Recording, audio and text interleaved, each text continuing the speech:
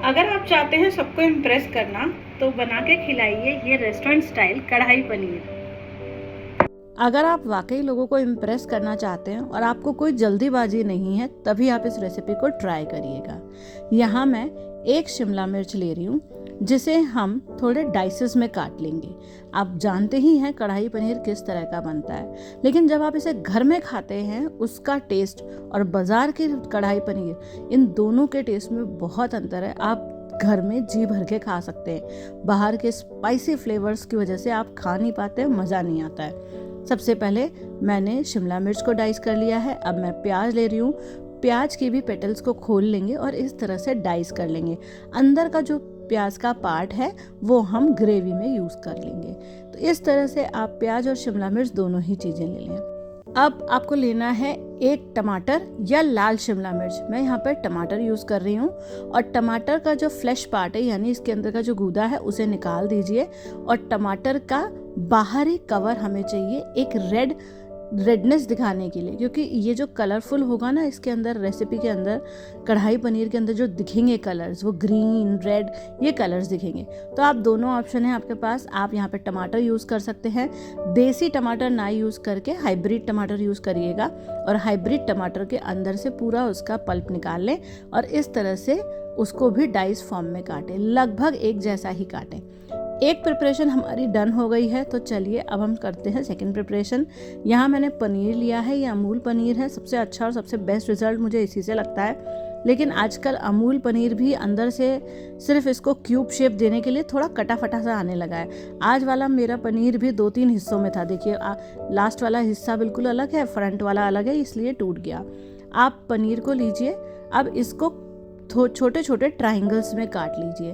मैंने मोटा हिस्सा काट रही हूँ और इसको पतला करके अब मैं इसको ट्रायंगल फॉर्म में काट लूँगी। रेसिपी अगर मेरी आपको धीरे लगती है तो आप थोड़ा सा इसकी स्पीड बढ़ा के देख सकते हैं। रीज़न ये है, मैं आपको स्टेप बाय स्टेप इसलिए बताती हूँ जिससे आपकी कोई मिस्टेक ना हो। 1 टाइम में ही एक बार आप अगर रेसिपी को फुल देख लेंगे, आप जब भी बनाएंगे आपकी रेसिपी परफेक्ट बनेगी, परफेक्ट रेशो के साथ बनेगी। डिस्क्रिप्शन में मैं सारे ही इंग्रेडिएंट्स की डिटेल डाल देती हूँ, आप वहाँ से भी देख सकते हैं। इस तरह से आप ट्रायंगल फॉर्म में सारा पनीर काट लें। जो भी थोड़ा पनीर बिना शेप का है उसे रख लें, गार्निशिंग में यूज़ कर लें या पनीर पराठे भुर्जी में यूज़ कर लें। मैं इसी तरह से करती हूँ, मैंने अपना तरीका आपको दिखा रही हूँ। यहाँ एक पैन लिया है कढ़ाई मसाला बनाने के लिए। कम से कम 25 मैंने काली मिर्च ली है, 1 बड़ा चम्मच सौंफ, 1 बड़ा चम्मच खड़ा धनिया और उसके साथ जीरा और 4 से 5 खड़ी लाल मिर्च ली है। इन सबको मंदी मंदी आंच पे सेकिएगा। जो यहाँ लाल मिर्च है वो बहुत ज़्यादा क्रिस्पी करारी तो नहीं होगी, बाकी मसाले जैसे ही क्रिस्पी हो जाए उन्हें निकाल लें। अब यहाँ पे तेल लीजिए और तेल डालिए लगभग 1 चम्मच के करीब और इनमें अपनी वेजीज को सौते कर लें। पहले से ही धो के रखिएगा और अब आप इन्हें सौते कर लें। काटने से पहले धो लें। अगर आपको फिर भी लगता है कि आपको धोने की इच्छा है तो आप धो लें, लेकिन ड्रेन आउट पूरी तरह से कर लें या कपड़े से पोंछ लें।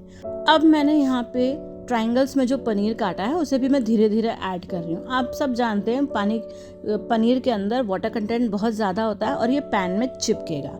इसे एक बार चिपकने दीजिए, कोई फ़र्क नहीं पड़ता, चिपकेगा, लेकिन हम इसे थोड़ा सा गोल्डनिश इसके ऊपर टेक्सचर आ जाए, यानी ये पैन में है इस तरह का इस पे आ जाए। अब जो कढ़ाई मसाला बनाया था वो ठंडा हो गया है, तो उसे मैं डंठल के साथ ही मिर्ची को पीसना है, इसका फ्लेवर बहुत अच्छा आएगा। यहाँ जैसे ही पनीर और सारी सब्जियां सौते होने लगे, आधा चम्मच के करीब कढ़ाई मसाला डाल के मिक्स कर दें। अब ये भी प्रिपरेशन हमारी डन हो गई है।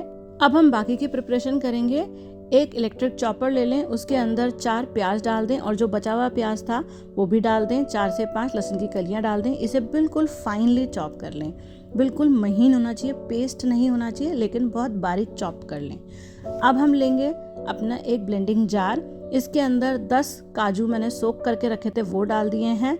2 बड़े टमाटर डाल रही हूँ। आप हाइब्रिड टमाटर यूज़ करिएगा और जो टमाटर का फ्लैश था वो भी मैं डाल रही हूँ जो हमने निकाला था। अब इनको भी पीस के रख लीजिए। एक थिक ग्रेवी तैयार हो गई है। अब यहाँ पे सारी प्रिपरेशन डल हो गई है। प्याज, टमाटर, और हमारा पनीर भुन के तैयार है। इसी के साथ हमारा कढ़ाई मसाला भी तैयार है। ये प्रिपरेशन के बाद अब आपको ज़्यादा टाइम नहीं लगेगा, इन सब में ही मैक्सिमम टाइम जाता है। मैंने वही पैन लिया है, उसके अंदर 2 बड़े चम्मच आप तेल डालें, उसी के साथ जीरा डाल दीजिए। जीरा ऑप्शनल है, शाही सब्जियों में मैक्सिमम लोग नहीं डालते, मैं डालती हूँ, आपकी इच्छा है। 1 बड़ा चम्मच कश्मीरी लाल मिर्च डालें। तेल के अंदर जाने से कश्मीरी लाल मिर्च का कलर बहुत इनहैंस हो जाता है, वहीं जब आप इसको सब्जी में डालते हैं तो उतना कलर नहीं आता। गैस की फ्लेम को बिल्कुल कम रखिए, प्याज को डाल दीजिए। यहाँ लहसुन और प्याज को हमें भूनना है। हमारे तेल के अंदर लाल मिर्च पाउडर है, इसलिए आप जो गैस की फ्लेम है उसे कम रख के अब प्याज को भूनिएगा। लगभग 4 से 5 मिनट लगेगा आपके प्याज को भूनने में। इसके कच्चेपन का जो खुशबू है वो चली जाएगी और सिके हुए प्याज, जैसे भूनता है प्याज, थोड़ी मीठी मीठी सी खुशबू आपको आने लगेगी। लगभग 3 से 4 मिनट लगेंगे।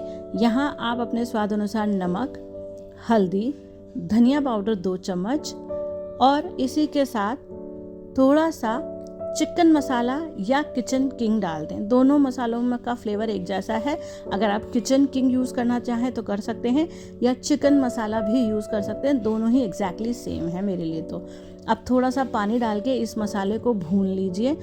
3 से 4 मिनट पानी के साथ इसे भूनिएगा। जो मसाले हैं वो भी भुन जाएंगे, प्याज भी भुनने लगेगा और बहुत अच्छा थोड़ा सा दरदरापन आप महसूस करेंगे कि यहाँ पे मसाले और प्याज मिलके दरदरे से हो गए हैं। इस पॉइंट पे आपकी भुनाई चालू रहनी चाहिए, गैस की फ्लेम कम रहनी चाहिए। आधा चम्मच के करीब कढ़ाई मसाला मैंने यहाँ पे डाल दिया है। कढ़ाई मसाला स्पाइसी है, इस बात का ध्यान रखें। थोड़ा सा पानी और डालें और थोड़ी देर और भूनें। यहाँ जब तक प्याज 100% कुक नहीं होगा तब तक मैं इसके अंदर टमाटर ऐड नहीं करूँगी। एक बार टमाटर इसके अंदर चला गया तो प्याज नहीं पकेगा, इसलिए फर्स्ट स्टेप फर्स्ट, सबसे पहले प्याज को इतना अच्छे से भूनिए, इतना अच्छे से पकाइए कि इसके अंदर का जो अरोमा है वो निकले और आपको मिठास दे दे। अब हमने काजू और यहाँ पे टमाटर को डाल दिया है। काजू और टमाटर को डालने से, काजू आपको मैंने बताया गर्म पानी में भीगा हुआ था, एक स्वीटनेस ऐड कर देगा क्योंकि यहाँ स्पाइसेस हमने हाई रखे हैं। अब आपको काजू और टमाटर को भूनना है। मैंने हाइब्रिड टमाटर का यूज़ इसलिए किया है क्योंकि हाइब्रिड टमाटर स्वीटनेस देता है।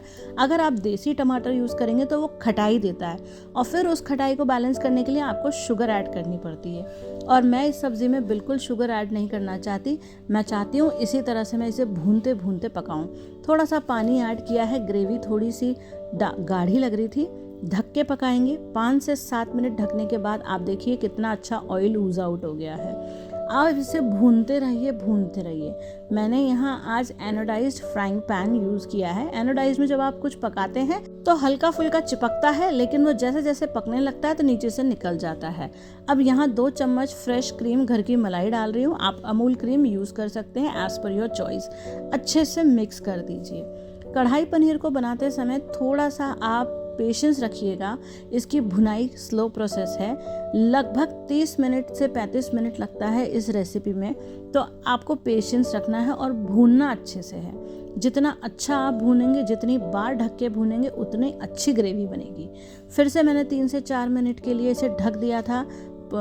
जब मलाई डाली उसके बाद अब आप देखिए कितनी अच्छी ग्रेवी दिखने लगी है। ऐसी ग्रेवी खाने ही तो हम जाते हैं रेस्टोरेंट्स के अंदर। अब यहाँ ग्रेवी अच्छे से भुन गई है तो हम अपने भुने हुए पनीर, प्याज, शिमला मिर्च और टमाटर को भी डाल देंगे। इसी के साथ इस पे गरम मसाला स्प्रिंकल कर दीजिए और फाइनल टच में कसूरी मेथी डाल दीजिए। अब दीजिए एक बढ़िया सा मिक्स।